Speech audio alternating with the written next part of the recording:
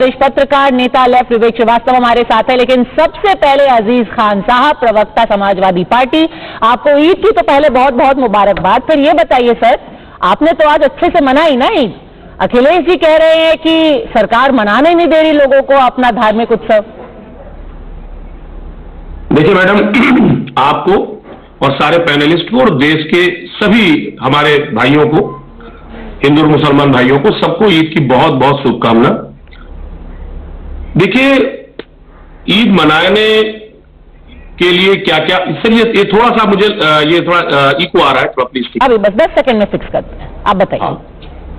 देखिए, ईद का त्योहार है, जो भी रोड़ा कहीं ना कहीं अटकाने का प्रयास किया जा रहा है या किया गया, मुझे लग रहा है कि वाकई में दुखद है। एक बात, हमारे नेता ने जो सवाल खड़ा किया, ये वाकई में ये बहुत ही चिंता का विषय है कि Z+ सिक्योरिटी जिस नेता को प्राप्त हो और उसके साथ साथ पूर्व मुख्यमंत्री उत्तर प्रदेश के एक कद्दावर नेता, उनको आधे घंटे बैरिकेडिंग लगा करके रोका गया, और जबकि वो हमेशा ईदगाह में जाते थे, लोगों को शुभकामना देते थे, और ये आज से नहीं, कोई लंबे वक्त से परंपरा रही है। पर वो तो गए, सरकार का अड़ियल रवैया।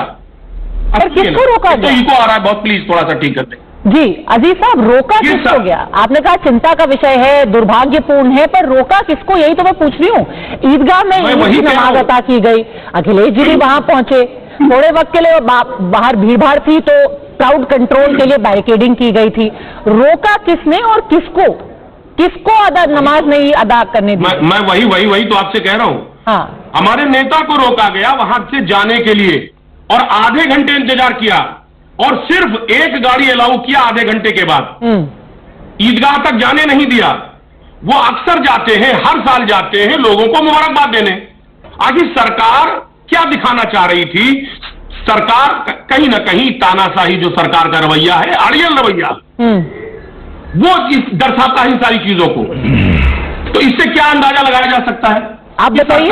सरकार तानाशाही रवैया कर रही है। अच्छा, सरकार नहीं चाहती है कि इस मुल्क में हिंदू और मुसलमान अपना अपना त्योहार मनाएं। उनको प्रोत्साहित करने के लिए जो नेतागण जाते हैं वो जाएं मुबारकबाद देने, वो नहीं चाहती बीजेपी। ठीक है, बताइए प्रेम शुक्ला।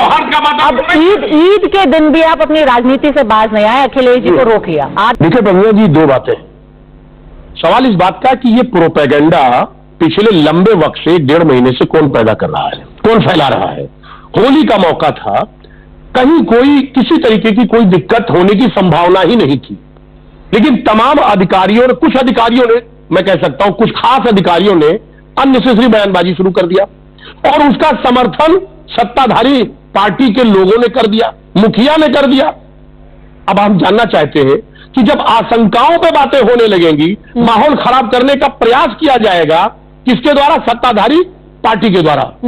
तो मैं जानना चाह रहा हूं कि इस ऐसे हाइप क्रिएट करने का मकसद क्या होता है? एक बात।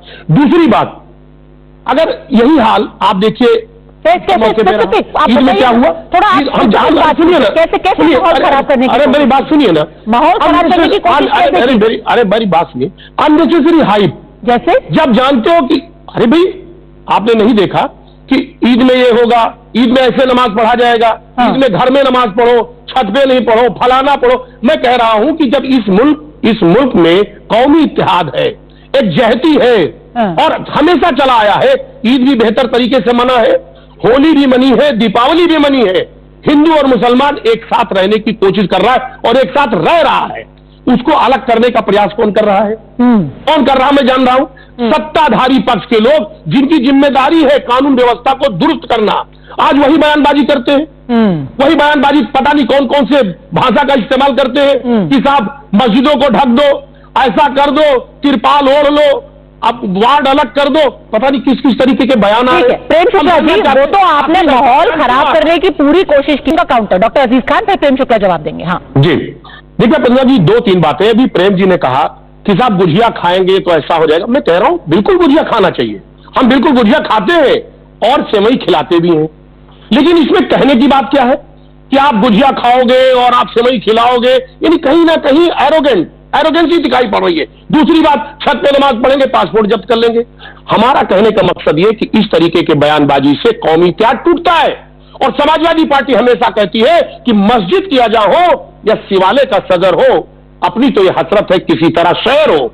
हम तो कौमी इत्तेहाद की बात करते हैं, लेकिन यहां तो तोड़ने की बात होती है। क्यों तोड़ने की बात हो रही है? क्यों पासपोर्ट जब्त करने की बात हो रही है? कोई अपने घर में पूजा पाठ कर रहा है, नमाज पढ़ रहा है, क्या तकलीफ है इनको? ठीक है, तो इस तरीके के बयानबाजी हो रही है। जवाब देने दीजिए।